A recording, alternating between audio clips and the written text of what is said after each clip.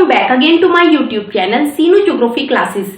देखिए हमारे यहाँ 11th क्लास की एनसीईआरटी की ज्योग्राफी बुक भौतिक भूगोल के मूल सिद्धांत यानी फंडामेंटल्स ऑफ फिजिकल ज्योग्राफी, ये बुक हमारे यहाँ कंटिन्यू चल रही है और इस बुक में हमारा चैप्टर चल रहा है second chapter the origin and evolution of earth यानी पृथ्वी की उत्पत्ति और विकास।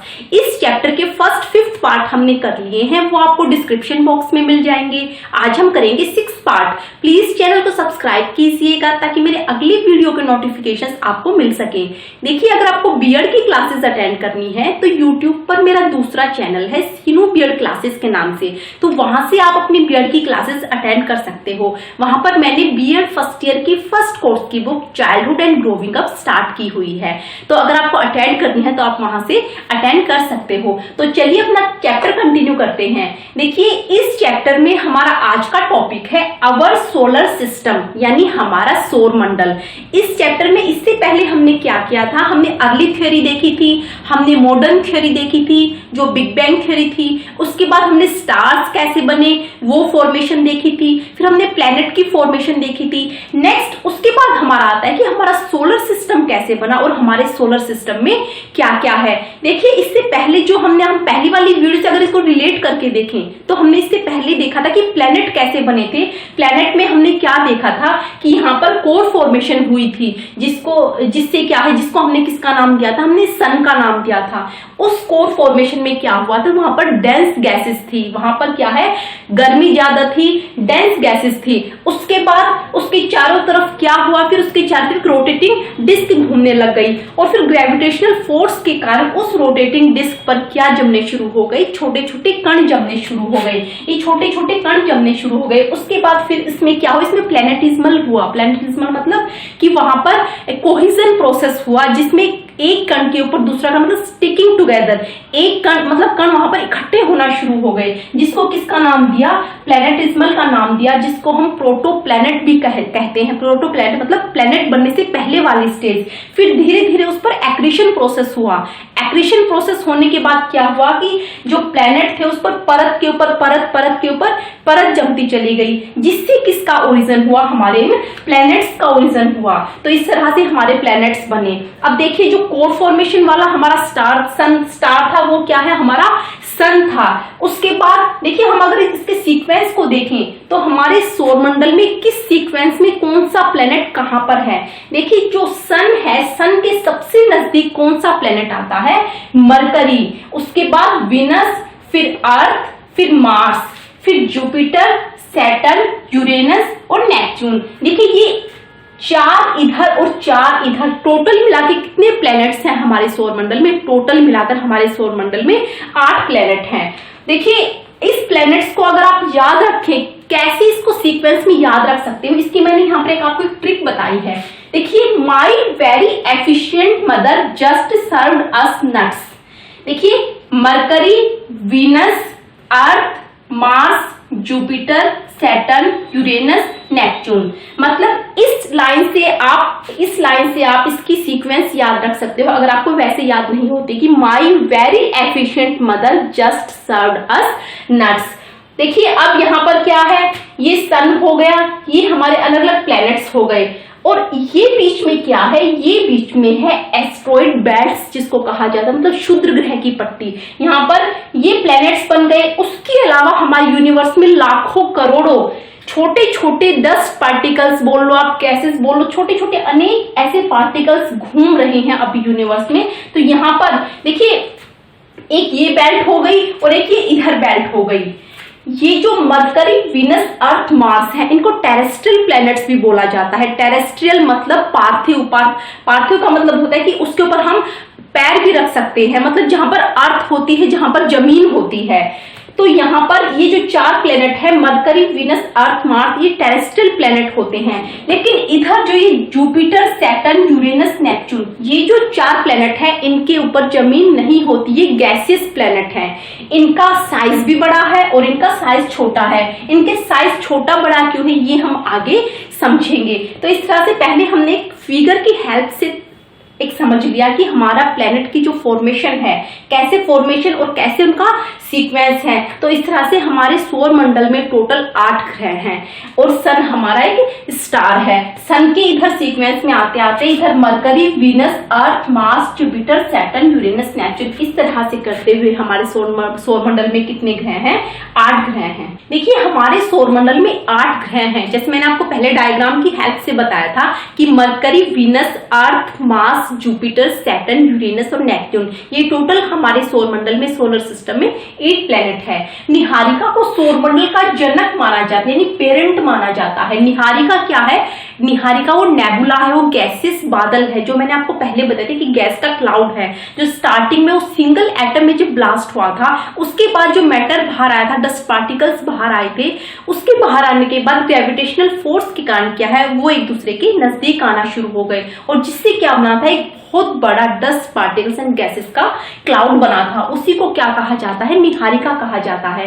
तो इसमें ये बताया गया है कि निहारिका को ही सौर मंडल का, हमारे सोलर सिस्टम का पेरेंट मतलब जनक माना जाता है कि उस नेबुला से ही सारी चीजें बनी है और उसके ध्वस्त होने में क्रोड के बनने की शुरुआत लगभग, क्रोड क्या, वो कोर फॉर्मेशन जो मैंने आपको पहले बताया था कि जो गैसेस, जो बादल उसमें घूम रहे हैं, उसकी ग्रेविटेशनल फोर्स के कारण वो इकट्ठे हुए। उसके बाद भी क्या है, जो डेंस गैसेस थी, जो डेंस चीजें थी, वो क्या है, उससे क्या बन गए कि क्रोड यानी कोर फॉर्मेशन बन गई। उसके बाद ही फिर प्लैनेट्स का निर्माण हुआ था। तो उनके ध्वस्त होने और क्रोड के बनने की शुरुआत लगभग कब हुई थी? 5 से 5.6 अरब वर्षों पहले हुई थी। और ग्रह कब बने थे, प्लैनेट कब बने थे? लगभग 4.6 से 4.56 अरब वर्ष पहले की चीज बनी थी। देखिए सौर मंडल में क्या क्या है, जो हमारा सौर मंडल है उसमें हम क्या क्या देख सकते हैं। सबसे पहले हम सौर मंडल में देखते हैं सूर्य, यानी जो एक स्टार है। नेक्स्ट 8 प्लैनेट हम देखते हैं सौर मंडल में। नेक्स्ट 63 मून यानी उपग्रह। देखिए आप सोचोगे कि हमें तो सिर्फ एक मून दिखाई देता है। देखिए जो अर्थ हमारी है, अर्थ का जो उपग्रह है वो सिर्फ क्या है, एक मून है। अर्थ का जो उपग्रह है सिर्फ एक मून है। लेकिन अगर हम अलग अलग प्लैनेट्स पर देखेंगे तो हर प्लैनेट्स की अलग अलग मून है। तो इस तरह से टोटल इस सौर मंडल में अगर हम देखते हैं तो टोटल 63 है। अगर आप मार्स पर जाओगे, अगर आप मार्स पर देखोगे तो वहां पर आपको 2 मून दिखेंगे। तो अलग अलग प्लैनेट्स के अलग अलग मून है। तो सबसे पहले स्टार दिखता है, फिर 8 प्लैनेट हमें दिखते हैं हमारे सौर मंडल में, 63 मून दिखते हैं। नेक्स्ट लाखों छोटे पिंड जैसे क्षुद्र ग्रह यानी ग्रहों के टुकड़े, जैसे मैंने आपको वो मरकरी, वीनस, अर्थ, मार्स और जुपिटर के बीच में जो मैंने आपको एस्टेरॉयड बेल्ट्स बताई थी, वो चीज यही है कि लाखों छोटे करोड़ों पिंड जैसे क्षुद्र ग्रह हो गए, ग्रहों के टुकड़े, छोटे छोटे टुकड़ों के रूप में जो इस पूरे यूनिवर्स में घूम रहे हैं वो हो गए। और धूमकेतु, जिससे कॉमेट्स भी कहा जाता है, और वृहद मात्रा में धूलिकण में गैस यानी ह्यूज क्वांटिटी में क्या पाए जाते हैं, गैसेस पाई जाती हैं और डस्ट पार्टिकल्स, ये सारी चीजें हमारे सौर मंडल में पाई जाती हैं। देखिए अगर हम प्लेनेट पर मून्स की बात करें कि कौन से प्लेनेट पर कितने मून हैं, तो सबसे पहले क्या आता है, मरकरी यानी बुध ग्रह, उस पर है 0, मतलब एक भी मून वहां पर, अगर हम बुध ग्रह पर आप जाओगे तो वहां पर आपको एक भी मून नहीं दिखाई देगा। नेक्स्ट शुक्र ग्रह, उस पर भी 0 मून है, एक भी मून नहीं है। नेक्स्ट पृथ्वी पर, वो आप देख सकते हो, रात को देखते हो कि पृथ्वी पर हमें कितने मून दिखाई देते हैं, 1 मून दिखाई देता है। नेक्स्ट अगर आप मंगल ग्रह पर जाओगे तो मंगल ग्रह पर कितने मून है, 2 मून है। अगर बृहस्पति ग्रह पर आप देखोगे तो बृहस्पति ग्रह पर कितने मून है, 16 मून है। नेक्स्ट शनि ग्रह पर आप देखोगे तो शनि ग्रह पर सबसे ज्यादा मतलब 30 से भी अधिक मून वहां पर आपको देखने को मिलेंगे अगर आप शनि ग्रह पर जाओगे।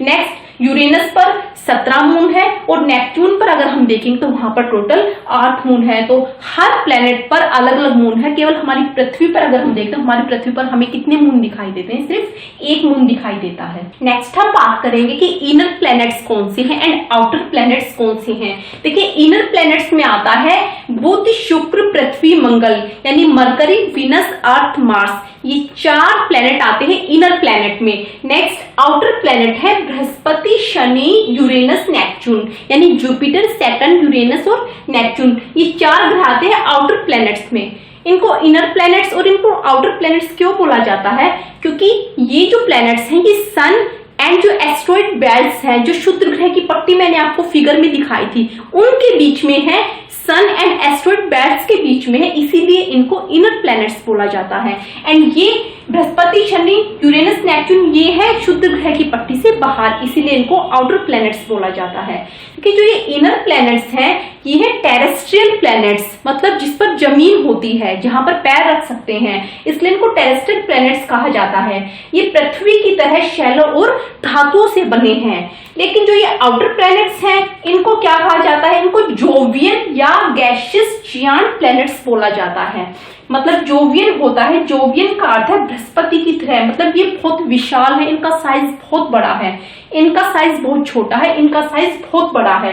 इनको जोवियन भी या गैसियस जियांट प्लैनेट कहा जाता है। गैसियस जियांट प्लैनेट मतलब ये टोटली किससे बने हुए हैं? ये गैस से बने हुए हैं। ये पार्थिव ग्रहों की तरह ग्रहों से विशाल है, मतलब विशाल मतलब इनसे बड़े हैं। हाइड्रोजन में हीलियम से बना सघन वायुमंडल है, इनमें गैसेस इतनी नहीं है। यहाँ पर क्या है? सॉलिड मटेरियल है, इसलिए इसको टेरेस्ट्रियल प्लैनेट बोला जाता है। लेकिन यहाँ पर ये किस फॉर्म में है? ये गैसेस फॉर्म में है, इसलिए इसको जोवियन या गैसेस जियांट प्लैनेट भी कहा जाता है। देखिए नेक्स्ट हम बात करेंगे प्लूटो के बारे में। प्लूटो को पहले एक प्लैनेट बोला जाता था। टोटल हम कितने प्लैनेट मानते थे? हम टोटल 9 प्लैनेट मानते थे, लेकिन अब प्लूटो को प्लैनेट का दर्जा नहीं दिया जाता। क्यों नहीं दिया जाता? उसके पीछे कारण क्या है? देखिए पहले हम इस लाइन को पढ़ते हैं कि पहले प्लूटो को एक ग्रह माना जाता था, लेकिन अंतरराष्ट्रीय खगोलीय संगठन यानी इंटरनेशनल एस्ट्रोनॉमिकल यूनियन ने अपनी एक बैठक कब हुई थी? अगस्त 2006 में, उसमें ये निर्णय लिया कि कुछ समय पहले खोजे गए दूसरे खगोलीय पिंड और प्लूटो, इसको बोने ग्रह कहे जा सकते हैं। देखिए इस यूनियन ने प्लूटो को ग्रह का दर्जा क्यों नहीं दिया? क्योंकि देखिए इस यूनिवर्स में लाखों करोड़ों छोटे छोटे मिट्टी के टुकड़े, ऐसे प्लैनेट्स छोटे छोटे जिनको हम प्लैनेट्स नहीं बोल सकते, जो एस्ट्रॉइड्स होते हैं, जो मैंने आपको उस बीच में जो एस्ट्रॉइड बेल्ट दिखाई थी, इस तरह से करोड़ों ऐसे कण इस यूनिवर्स में घूम रहे हैं। तो हर एक कण को हम प्लैनेट का दर्जा नहीं दे सकते। प्लैनेट का दर्जा किसे दिया जाता है? देखिए इस यूनियन के अकॉर्डिंग उन्होंने क्या देखा कि प्लूटो एक प्लैनेट होने की जो कंडीशन है उसको फुलफिल नहीं कर पा रहा है। उन्होंने क्या कंडीशन देखी? उनके हिसाब से एक प्लैनेट को प्लैनेट तभी कहा जाता है जब वो अपने, मान लीजिए ये कोई प्लैनेट है, जब वो अपने चारों तरफ के एरिया को क्लीन रखे, क्लियर रखे, मतलब इसका ग्रेविटेशन फोर्स इतना होना चाहिए कि इसके चारों तरफ का जो एरिया है, जो एटमॉस्फेयर है, वो बिल्कुल क्लियर हो। लेकिन प्लूटो इस कंडीशन को फुलफिल नहीं कर पाया, इसीलिए इस यूनियन ने प्लूटो को एक ग्रह का दर्जा नहीं दिया। बल्कि देखिए प्लैनेट जितना साइज इसका था, लेकिन फिर भी इसको प्लैनेट का दर्जा नहीं दिया गया। तो उसको उन्होंने क्या कहा? उसको उन्होंने बोने ग्रह कहा, यानी एक ड्वार्फ प्लैनेट कहा। इसीलिए प्लूटो को हमने प्लैनेट के दर्जे से हटा दिया। देखिए नेक्स्ट इसके बाद एक क्वेश्चन आता है कि भीतरी ग्रह पार्थिव है जबकि दूसरे ग्रह ज्यादातर क्या है? गैसीय है। ऐसा क्यों है? भीतरी ग्रह कौन से? इनर प्लैनेट्स यानी मरकरी, वीनस, अर्थ, मार्स, ये पार्थिव यानी टेरेस्ट्रियल है। इन पर लैंड है, इन पर अर्थ है, रॉक्स हैं।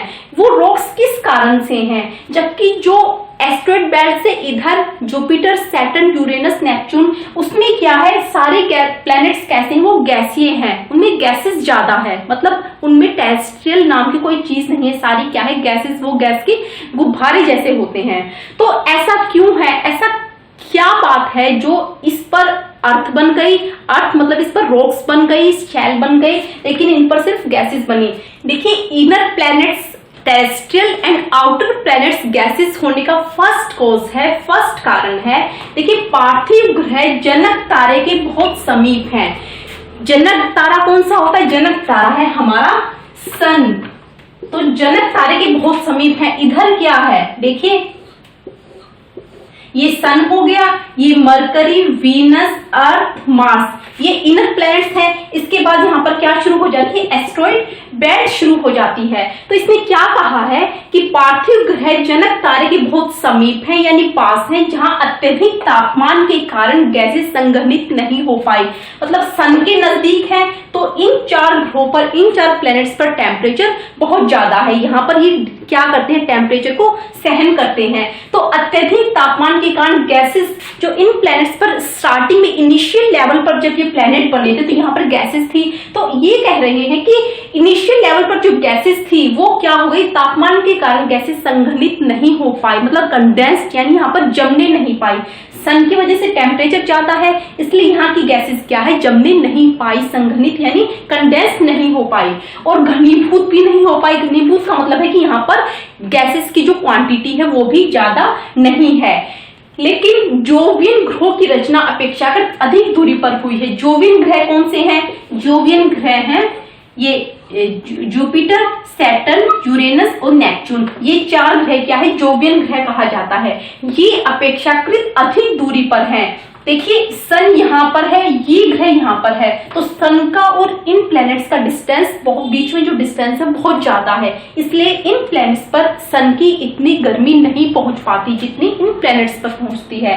इसीलिए यहाँ पर जो गैसेस थी वो कंडेंस मतलब जमी हुई है, वहां पर वही की वही रुकी हुई है। इन प्लैनेट्स ने अपनी गैसेस को होल्ड करके रखा है। इसीलिए यही कारण है कि ये जो प्लैनेट्स हैं, यहाँ इनर प्लैनेट्स हैं, इनर प्लैनेट्स पर क्या है, यहाँ पर गैसेस तो रुक नहीं पाई, गैसेस क्या हो गई, यहाँ पर खत्म हो गई। बहुत कम क्वांटिटी में यहाँ पर गैसेस बची, केवल क्या बची, यहाँ पर डस्ट पार्टिकल्स यानी पत्थर के टुकड़े, रॉक्स यहाँ पर बची।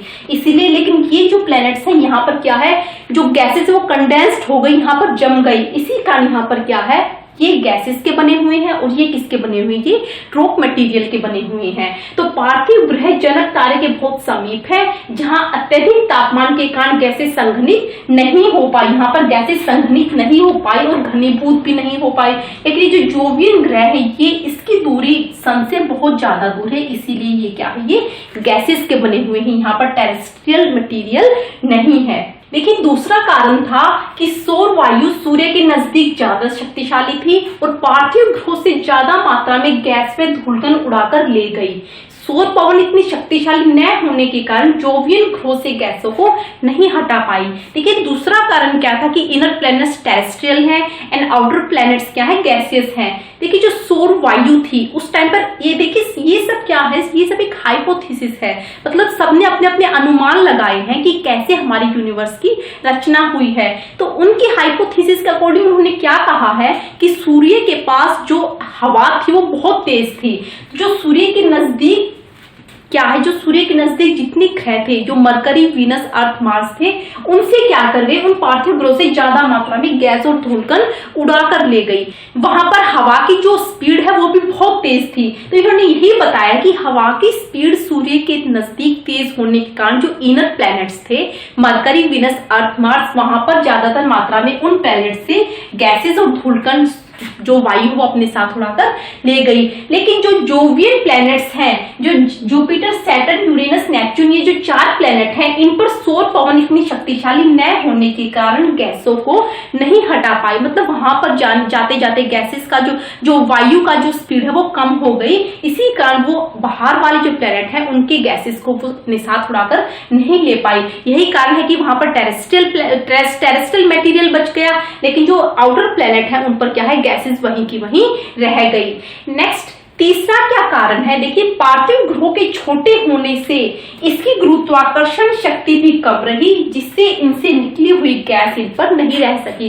देखिए लास्ट वाला पॉइंट्स क्या बताता है कि जो इनर प्लैनेट्स है उनका साइज बहुत छोटा है, इसलिए उनका जो ग्रेविटेशनल जो फोर्स है वो भी बहुत कम था। उनके ग्रेविटेशनल फोर्स के कम होने के कारण वो अपने गैसेस को होल्ड करके नहीं रख पाए, इसीलिए वहां पर गैसेस की मात्रा बहुत कम है, केवल रॉक मटेरियल वहां पर बचा है। लेकिन जो आउटर प्लैनेट्स थे, जुपिटर, सैटर्न, यूरेनस, नेपच्यून, उन प्लैनेट्स पर क्या है, उनकी जो साइज बड़ा है, इसीलिए उनका क्या है, ग्रेविटेशन फोर्स बहुत ज्यादा है। उसने अपने गैसेस को अपने ग्रेविटेशन फोर्स के कारण होल्ड करके रखा है, इसलिए उनकी जो वो बने किससे हैं, इसलिए वो गैसेस से बने हैं और इसलिए उसका साइज भी बहुत बड़ा है। तो इस तरह से ये 3 जो पॉइंट्स हैं ये हमें बताते हैं कि टेरेस्ट्रियल प्लैनेट्स वहां पर क्यों बने और आउटर प्लैनेट्स गैसेस के क्यों बने। तो इस तरह से हमारा सौर मंडल यहाँ पर कंप्लीट होता है। टोटल हमने देखी हमारे सौर मंडल में क्या है, एक सन है, 8 प्लैनेट है, 63 मून्स हैं एंड बहुत सारे एस्ट्रॉइड्स हैं, क्षुद्र ग्रह हैं और कॉमेट्स हैं। और इस तरह से कुछ टेरेस्ट्रियल है, कुछ गैसेस है। टेरेस्ट्रियल गैसेस क्यों है वो हमने इन 3 पॉइंट्स में क्लियर कर लिया है। आई होप आपको ये सौर मंडल और सोलर सिस्टम आपको समझ में आया होगा। इससे आगे नेक्स्ट वीडियो में हम करेंगे कि मून की फॉर्मेशन कैसे हुई, उपग्रह कैसे बने, तो वो हम करेंगे नेक्स्ट वीडियो में। आई होप आपको ये पूरा टॉपिक क्लियर हुआ होगा। मिलते हैं नेक्स्ट वीडियो में नेक्स्ट टॉपिक के साथ। Thanks for watching and good bye.